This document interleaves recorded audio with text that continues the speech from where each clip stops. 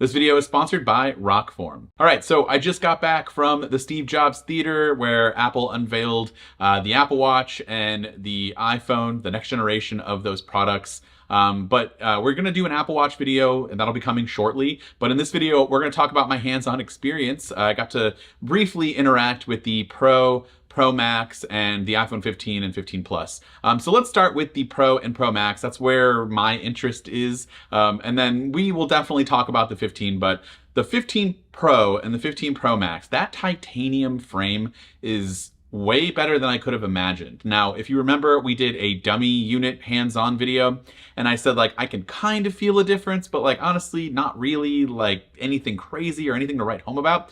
Okay, after holding the 15 Pro and Pro Max, and also you can see in this frame right here, I'm holding the 15 Pro and the 14 Pro, just holding them in hand, you can definitely feel a major difference in weight and just the rounded corners, this brushed kind of titanium that we have here just feels so much better in the hands. It's like a perfect kind of mix between the design that we have here on the Pro Max, where it is squared off, but it's just rounded enough to where it's not digging into this palm part of your hand. And I think you guys all know what I'm talking about. When you're gripping the phone like this, you can feel it. It's just sharp enough to cause a little bit of uncomfort after long periods of time. I don't think you're gonna have to worry about that with the titanium frames on the Pro and Pro Max. We also had the correct colors for those models, but the names are all pretty simple. You just have titanium white, titanium black, blue, and then this natural color.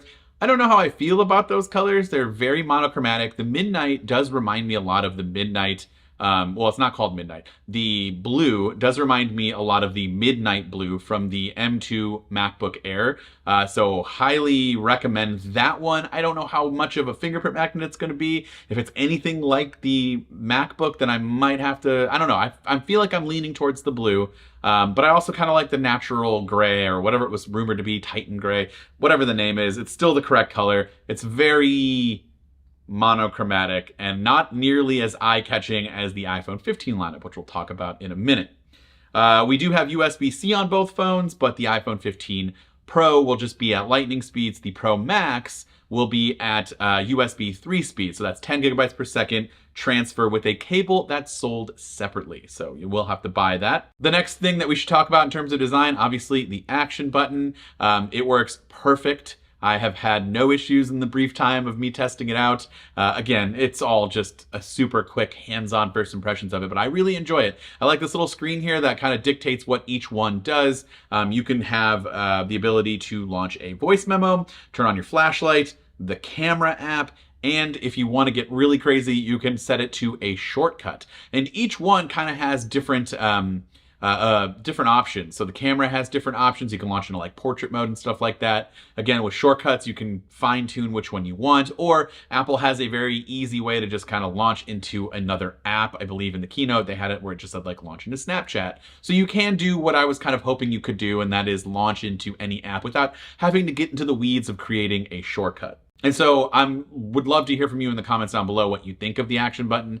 I don't know if it's going to be one of those things where like once you set it, you can just kind of forget it, and maybe you'll use it, maybe you won't. I really think I'm going to make it the camera app because it's just so much easier to just press and hold. And by the way, I want to touch on that. If you're worried about like accidental presses launching into things, you cannot press it to do anything. If you press it, it'll just tell you that you need to hold it down to initiate the action, and it'll also tell you what you have it set to. So if you have it set to the ringer, it'll tell you that here in the dynamic island. All of that data goes to the dynamic island. If you press and hold it, you can switch between mute and then press and hold again, and it'll turn on the ringer. And then again with the camera app, whatever you have it set to, whatever function there. And so you have to press and hold for everything. And so that's good if you think you're going to accidentally press it in your pocket or something. And then we have the cameras for the 15 Pro and Pro Max. There are some upgrades across the board. We have an updated 48 megapixel main camera with a bigger sensor for better low light performance. And you can now capture images in 24 millimeter, 28 millimeter, and 35 millimeter focal lengths. And you can swap quickly between them by just kind of of pressing on the 1x button here, that's your main camera, and it'll swap between that, which is pretty cool. It'll tell you the millimeter, the focal lengths that you decide to choose from. There's also a new ultra-wide camera that's a lot better in low light as well. If you're interested in the iPhone 15 Pro, keep in mind the telephoto lens remains unchanged. It's 3x optical zoom. If you go for the bigger 15 Pro Max, that's where you get the new 5x optical zoom at a 120 millimeter focal length. And Apple uses an innovative tetraprism design to enable the better optical zoom. Apple also added improved optical image stabilization to support the feature. So when we tested this, we went all the way from ultra wide to 5x. And it was wild. And then we can go even further with digital zoom. Before, it was capped at 15x, and now you can get up to 25x. So that's pretty wild there. You can see, and it's pretty clear when you get to 25x, but just the 5x optical zoom photos looked really, really good. Again, super quick, brief first impressions. We'll have more on that later on in the next week or two. There are also a couple other improvements with the camera. Portrait mode this year, you don't even have to like go into portrait mode and swipe down. You can just lift your phone up, and then in the bottom left corner, if it detects a face, you'll see this little F here, and that means you can toggle on portrait mode, kind of like macro mode when you would toggle on and off between that. You can do that with portrait mode, or you can just take the picture, and then as long as that F appears, you can just go ahead and take the picture, and then you can adjust it to be a portrait mode photo later on, or you can also, manage the depth.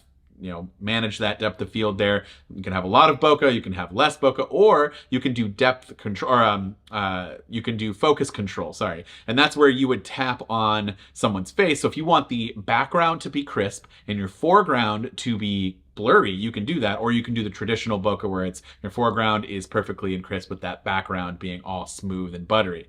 It's up to you. And then you can do that all in post if you want to, which is really, really cool. If you're someone out there who's determining whether or not you should get the 15 Pro or the Pro Max, I know the size is going to be different, but think about that extra battery. Think about the better USB-C port with the faster transfer speeds and the better cameras. I highly recommend the 15 Pro Max. I think that's the one that I'm going to go with. I've always kind of gone with the Pro Max models. I've been wanting to do the smaller ones, but with the design changes and everything, it just feels so much more comfortable in the hand. I think the Pro Max is the way to go. In my opinion, it's brief, but that's just kind of my initial impressions. And then on the 15 and 15 Plus, there's not a lot of brand new features, but for the 15 models, the standard models, you are bringing in all of the cool stuff that we had on the Pros from last year. So you get Dynamic Island, you do get USB-C, but again, the only difference here is the connector. There is no change in speeds for transferring data. Now you do get this new glass on the back, which I wasn't able to hold the Pro and non-Pro in the hands at the same time, but this new glass on the 15 feels amazing. It's not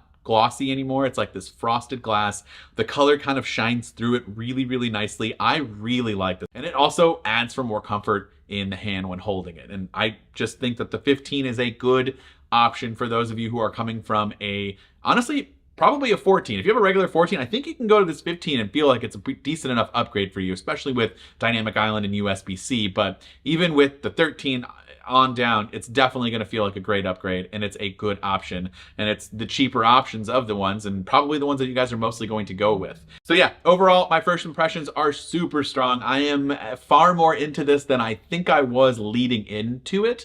I am a huge fan of the Pro and Pro Max. The titanium really adds just that extra little touch to make it a newer feeling phone. Super excited for USB-C and the cameras. The cameras just look like they're going to be a winner this year, and just continuing to improve on a already solid camera system. Now, before we end today's video, I do want to give you more information about today's sponsor, Rockform. Rockform just launched a few new cases for the brand new iPhone 15 lineup that are designed for those who take action seriously and need that extra bit of rugged protection. The new Rugged and Crystal series cases offer magnetic strength up to 3x stronger than any other cases on the market.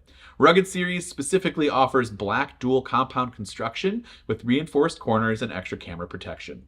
The Crystal series offers the same high-level protection, but my favorite part is that you can now see that new color from your iPhone. So if you get one of those fancy new iPhone colors, you want to be able to see that, and this clear case will obviously be able to show you that. These Rockform cases are also integrated with MagSafe Ring for quick magnetic mounting and the twist lock system with the patented Rock Lock mounting technology. Perfect for you bikers out there, or people who want to put it on a motorcycle, or even just your car vent and you don't want it to fall off. It's not going to, it's that strong. These cases are built to withstand drops, scrapes, scuffs, as well as everyday wear and tear. And Rockform also added camera and corner protection while offering an improved grip on all MagSafe compatible accessories with 3 times the magnetic holding power. These cases are big, they're rugged, and they're perfect for those who live that active lifestyle and need a bit more protection. So if you want to know more about these cases and more about Rockform in general, click the link in the description down below. This has been Dan with Mac Rumors. Thanks so much for watching, and I hope to see you around in the next video.